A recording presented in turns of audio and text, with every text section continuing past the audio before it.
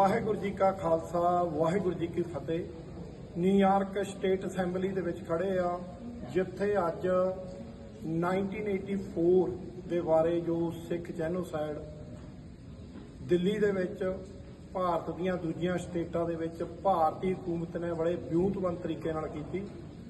ਅੱਜ state assembly ਦੇ ਵਿੱਚ ਸੈਨੇਟ ਦੇ ਵਿੱਚ ਜਿਹੜਾ ਬਿੱਲ ਪਾਸ ਕੀਤਾ ਗਿਆ ਔਰ ਬੜੀ ਡਿਟੇਲ ਦੇ ਨਾਲ ਜਾਣਕਾਰੀਆਂ ਸਾਂਝੀਆਂ ਕੀਤੀਆਂ ਗਈਆਂ ਸੈਨੇਟ ਦੇ ਮੈਂਬਰਾਂ ਦੇ ਨਾਲ, ਜਿੱਥੇ ਵੱਡੀ ਤਾਦਾਦ ਵਿੱਚ ਸਿੱਖ ਕਮਿਊਨਿਟੀ ਨਿਊਯਾਰਕ ਤੋਂ ਪਹੁੰਚੀ ਹੋਈ ਸੀ ਔਰ ਅੱਖਾਂ ਦੇ ਵਿੱਚ ਅਥਰੂ ਲੈ ਕੇ ਪਹੁੰਚੀ ਹੋਈ ਸੀ ਕਿ ਕਿਵੇਂ ਸਾਡੇ ਨਾਲ ਉਸ ਕੰਟਰੀ ਦੇ ਵਿੱਚ, ਜਿਹੜੀ ਕੰਟਰੀ ਨੇ ਸਾਡੇ ਨਾਲ ਵਾਅਦਾ ਕੀਤਾ ਸੀ ਕਿ ਤੁਹਾਨੂੰ ਅਸੀਂ ਇੱਕ ਐਸਾ ਖਿੱਤਾ ਦਵਾਂਗੇ ਜਿੱਥੇ ਤੁਸੀਂ ਆਜ਼ਾਦੀ ਦਾ ਨਿੱਘ ਮਾਣ ਸਕੋਗੇ। ਸੰਨ 47 ਦੀ ਗੱਲ ਕਰਦਾ ਮੈਂ। ਸੋ ਅੱਜ ਅਸੀਂ ਧੰਨਵਾਦ ਕਰਦੇ ਹਾਂ ਨਿਊਯਾਰਕ ਸਟੇਟ ਸੈਨੇਟ ਦੇ ਉਹਨਾਂ ਇਲੈਕਟਡ ਅਫੀਸ਼ੀਅਲ ਦਾ, ਜਿਨ੍ਹਾਂ ਨੇ ਇਸ ਬਿੱਲ ਨੂੰ ਪਾਸ ਕੀਤਾ ਔਰ ਬੜੀ ਡਿਟੇਲ ਦੇ ਨਾਲ ਸੈਨੇਟ ਦੇ ਮੈਂਬਰਾਂ ਨੂੰ, ਜਿਹੜੇ ਹੋਰ ਵੀ ਕਮਿਊਨਿਟੀਆਂ ਇੱਥੇ ਸਟੇਟ ਸੈਨੇਟ ਦੇ ਵਿੱਚ ਆਈਆਂ ਹੋਈਆਂ ਸਨ, ਸੋ ਉਹਨਾਂ ਨੂੰ ਡਿਟੇਲ ਦੇ ਨਾਲ ਦੱਸਿਆ ਗਿਆ। ਐਗਜ਼ੀਬਿਸ਼ਨਾਂ ਲਾਈਆਂ ਗਈਆਂ।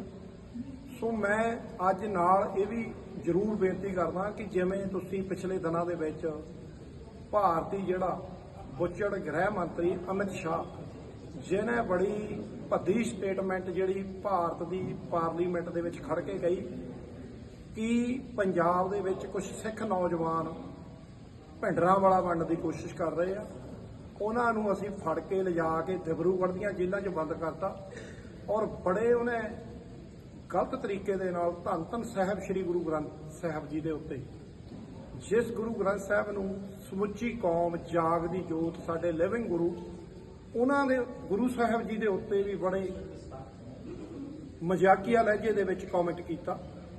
ਸੋ ਅੱਜ ਅਮਿਤ ਸ਼ਾਹ ਨੂੰ ਦੱਸਣਾ ਚਾਹੁੰਦੇ ਹਾਂ ਕਿ ਭਾਰਤੀ ਪ੍ਰਾਈਮ ਮਿਨਿਸਟਰ ਇੰਦਰਾ ਗਾਂਧੀ ਕਿਵੇਂ ਉਹਨੇ ਆਰਮੀ ਟੈਂਕਾਂ ਤੋਪਾਂ ਚਾੜ ਕੇ ਦਰਬਾਰ ਸਾਹਿਬ ਤੇ ਅਟੈਕ ਕਰਵਾਇਆ ਔਰ ਉਹਦਾ ਹਸ਼ਰ ਕੀ ਹੋਇਆ। ਸੰਤ ਗਿਆਨੀ ਜਰਨੈਲ ਸਿੰਘ ਖਾਲਸਾ ਭਿੰਡਰਾਂ ਵਾਲੇ ਸਾਡੇ ਹੀਰੋ, ਸਾਡੇ ਰੋਲ ਮਾਡਲ, ਜਿਨ੍ਹਾਂ ਨੇ ਮੁੱਠੀ ਭਰ ਸਿੰਘਾਂ ਦੇ ਨਾਲ ਭਾਰਤੀ ਹਕੂਮਤ ਨੂੰ ਲੋਹੇ ਦੇ ਚਣੇ ਚਵਾਏ।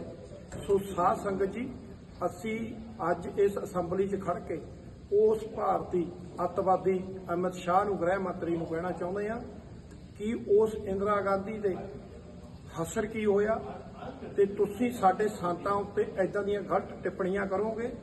ਹਾਂ, ਕੌਮ ਦਾ ਬੱਚਾ ਸੰਤਾਂ ਦੇ ਨਕਸ਼ੇ ਕਦਮ ਤੇ ਚੱਲਦਾ ਆ, ਸਾਡੇ ਰੋਲ ਮਾਡਲ ਆ, ਉਹਨਾਂ ਦੀਆਂ ਦਿੱਤੀਆਂ ਹੋਈਆਂ ਸਿੱਖਿਆਵਾਂ ਨੂੰ ਆਪਣੇ ਜੀਵਨ ਦੇ ਵਿੱਚ ਢਾਲਿਆ।